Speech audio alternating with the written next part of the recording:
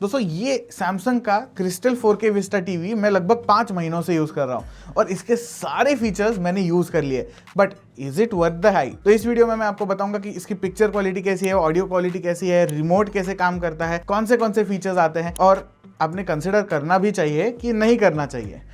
तो चलिए शुरू करते हैं। तो टीवी के बारे में थोड़ा आपको बता देता हूँ।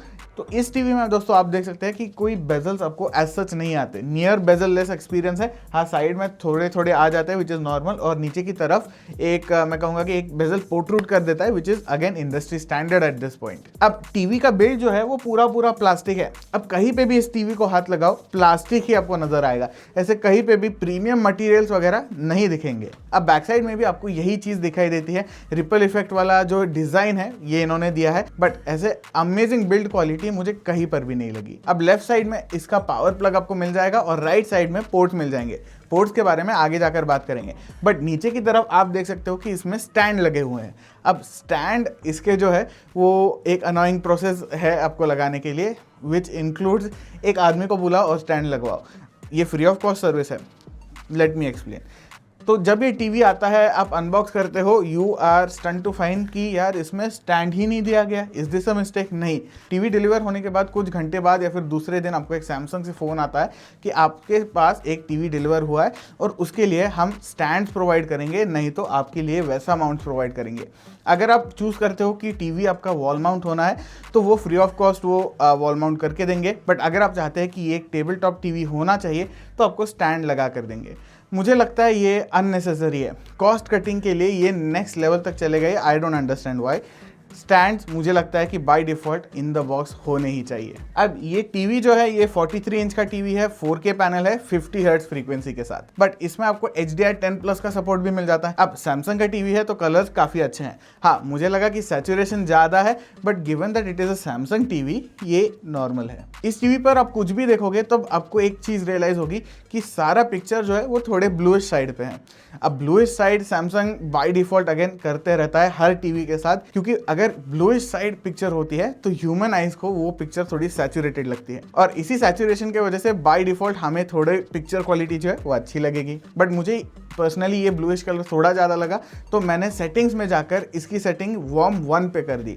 बट वार्म 1 करने के बाद ऑब्वियसली ब्लूइश कलर जो है वो थोड़ा कम हो जाता है और कलर्स थोड़े और नेचुरल लगते हैं। अब सिर्फ वो नहीं दोस्तों, मुझे एक दो बार ये भी लगा कि रेड कलर जो है वो बहुत ज़्यादा सैचुरेट हो रहा है। समटाइम्स सैचुरेशन इतना ज़्यादा है कि पिक्चर की जो डिटेल है वो आपको दिखाई ही नहीं देती, कॉन्ट्रास्ट उसका खत्म हो जाता है। So that is a bit annoying, but again आप इसका कलर बूस्टर सेटिंग जो है उसको लो पे सेट कर सकते हो या फिर ऑफ पे सेट कर सकते हो, जिससे काफ़ी ज़्यादा फर्क पड़ जाता है। मैंने पर्सनली इसको लो पे सेट करके रखा है, बट हाँ, सैचुरेटेड रेड कलर की वजह से आपको ये ज़रूर लगता है कि कलर्स अगेन पॉप हो रहे हैं। अब इस टीवी का पीक कॉन्ट्रास्ट जो है वो है 4000:1। 4000:1 for a TV is quite good, specially इस टाइप का टीवी जो एक IPS पैनल LED टीवी है उसके लिए बहुत अच्छा कॉन्ट्रास्ट है। बट हाँ, ये एक IPS पैनल है, LED टीवी है, तो इसके वजह से ब्लैक जो है वो काफ़ी अच्छे हैं, बट ब्लूमिंग आपको ज़रूर दिखाई देती है। ब्लूमिंग क्या होता है, मान लीजिए बीच में कोई ब्राइट ऑब्जेक्ट है और बाकी का डिस्प्ले ब्लैक है, तो थोड़ा सा आपको एक हेलो इफेक्ट जहाँ पर लाइट थोड़ी ब्लीड होकर आपको एक आउटलाइन दिखती है उस इमेज की। अगेन ये चीज़ इस तरह की टीवी पर नॉर्मल ही होती है, बट हाँ, इट इज़ वर्थ मेंशनिंग कि इस पर दिखाई ज़रूर देती है।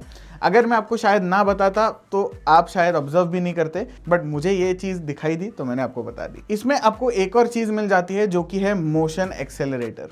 अब motion accelerator Samsung by default काफ़ी सारे टीवीज़ में दे देता है, तो ये करता क्या है? मोशन एक्सेलरेटर में मान लीजिए आपका वीडियो जो है वो कम FPS पे प्ले हो रहा है, तो बाय डिफ़ॉल्ट आर्टिफिशियली ये फ्रेम्स क्रिएट करेगा और आपको देखने में थोड़ा स्मूथ एक्सपीरियंस दे देगा। बट इसका प्रो भी है, कॉन भी है। प्रो क्या है कि ऑब्वियसली स्मूथ पिक्चर आपको दिखाई देती है, जहाँ पर मे बी पुराने मूवीज़ में आपको जिटरी फील हो सकता था, वहाँ पर आपको स्मूथ पिक्चर देखने को मिल जाता है। बट इसमें कौन भी है कि इसका प्रोसेसर जो है वो इतना नेक्स्ट लेवल भी नहीं है कि हर चीज़ को ये मोशन एक्सेलरेट करके एकदम स्मूथ एक्सपीरियंस दे पाए। इनफैक्ट इसको थोड़ा प्रोसेसिंग जो है वो ज़्यादा हो जाता है, जिसके वजह से प्रोसेसर लैग करने लगता है और इंस्टेड ऑफ ये जडर रिडक्शन कर दे, ये जडर इंक्रीज कर देता है, जिससे आपको वो फ्रेम जो है वो दिखाई देती है and it is overall a bad experience at that point. अब ये मोशन एक्सेलरेशन वाला सेटिंग जो है वो आपको जडर रिडक्शन के नाम से दिखाई देता है सेटिंग्स में, तो उसको मैंने आइदर लो कर दिया है या फिर मीडियम कर दिया है। अगर बहुत ज़्यादा करोगे तो इरिटेट होगा देखने में। और ये चीज़ मैंने सिर्फ इस टीवी में नहीं देखी, बल्कि मेरे पास एक सैमसंग का विजन AI टीवी भी है, जिसमें सेम प्रॉब्लम है, जिसमें मैंने सेम सेटिंग करके रखी है। वार्म 1 पे है, जडर रिडक्शन जो है वो लो पे है, और कलर बूस्टर सेटिंग जो है वो भी लो पे करके रखी है। अब पिक्चर क्वालिटी ओवरऑल मुझे काफ़ी अच्छी लगी। नेटफ्लिक्स प्राइम पे वगैरह भी I have no concern, Hotstar पे वगैरह आई हैव नो इश्यूज, बस सेटिंग मैंने थोड़ी चेंज कर दी बाय डिफ़ॉल्ट। अब इसमें आपको 2 स्पीकर मिल जाता है, जिसका टोटल RMS आउटपुट जो है वो है 20 watts.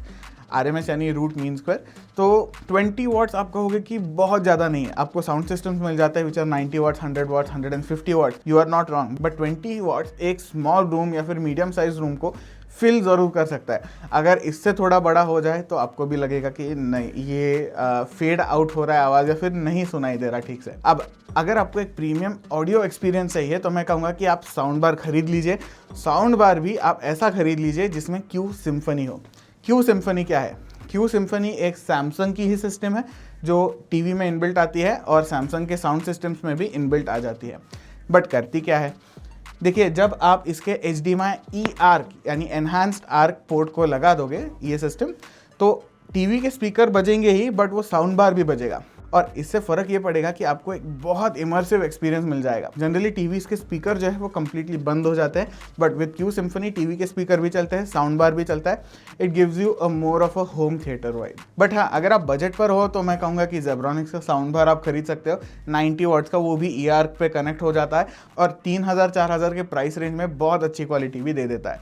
That is something you can consider. अब दोस्तों, इसकी अगर व्यूइंग एंगल्स की बात करूँ तो व्यूइंग एंगल्स भी काफ़ी अच्छा है। अब ये VA पैनल है तो थोड़ा कलर डिस्टॉर्शन जो है आपको दिख सकता है, specially towards the green colour. फिर बात करते हैं दोस्तों सॉफ्टवेयर एक्सपीरियंस की। इस टीवी के साथ आपको मिलता है Tizen OS। Tizen OS obviously ये सैमसंग का खुद का OS है। गूगल टीवी के कंपैरिजन में बहुत ज़्यादा ब्लोटवेयर या फिर सॉफ्टवेयर जो है वो बहुत अलग है इसका। हाँ, आपको इनिशियली लगेगा कि ब्लोटवेयर बहुत ज़्यादा है, इंस्टॉल्ड ऐप्स जो है वो बाय डिफ़ॉल्ट बहुत ज़्यादा आ रहे हैं, बट मुझे कभी ऐसे नहीं लगा कि इसके वजह से मेरा टीवी स्लो हो रहा है। अब गूगल टीवीज़ पे कभी कभी आपको लग जाता है कि हाँ, इस सॉफ्टवेयर को इंस्टॉल करने के बाद, फॉर एग्जांपल नेटफ्लिक्स आपने इंस्टॉल कर दिया, नेटफ्लिक्स अगर बैकग्राउंड में आपका रैम जो है वो खा रहा है तो उसके वजह से टीवी ऑब्वियसली स्लो होगा। बट सरप्राइजिंगली Tizen OS ये सारी चीज़ें जो है वो मैनेज कर लेता है, और जिसके वजह से मुझे ओवरऑल एक्सपीरियंस जो है वो टीवी का ऐसे नहीं लगा कि कभी लैगी है या ऐसा कुछ। बट हाँ, लैग आपको इनिशियली ज़रूर लग सकता है जब आपने टीवी जस्ट सेटअप किया है, वो टीवी थोड़ा सेटल हो रहा होता है, बैकग्राउंड में बहुत प्रोसेस चल रही है, तो उसको एक दिन का टाइम दे दो। एक दिन के बाद मुझे कभी भी नहीं लगा कि टीवी स्लो है। इनफैक्ट बूट अप करते टाइम भी वो ऑलमोस्ट इंस्टेंटेनियसली शुरू हो जाता है। अब इस टीवी के साथ आपको एक स्लीक रिमोट मिल जाता है। ये सैमसंग का नया रिमोट है। हाँ, ये वो सोलर चार्जिंग वाला रिमोट नहीं है, बहुत लोगों को पसंद आता है, मुझे वो एक नॉवेल्टी ही लगी, बट ये स्लीक रिमोट ज़रूर मिल जाता है। ये रिमोट से आपको बहुत चीज़ें कंट्रोल करना आसान है। सैमसंग का विजन AI टीवी जो मेरे पास है उसका पुरान काल का रिमोट एक आ जाता है जो आपको लगता है कि यार 10-12 साल पुराना रिमोट होगा, but this is a very nice modern sleek remote. But हाँ, अगर आपको लगता है कि इससे आप वॉइस कमांड दे पाओगे, इसमें माइक आएगा, तो ऐसा कुछ नहीं है।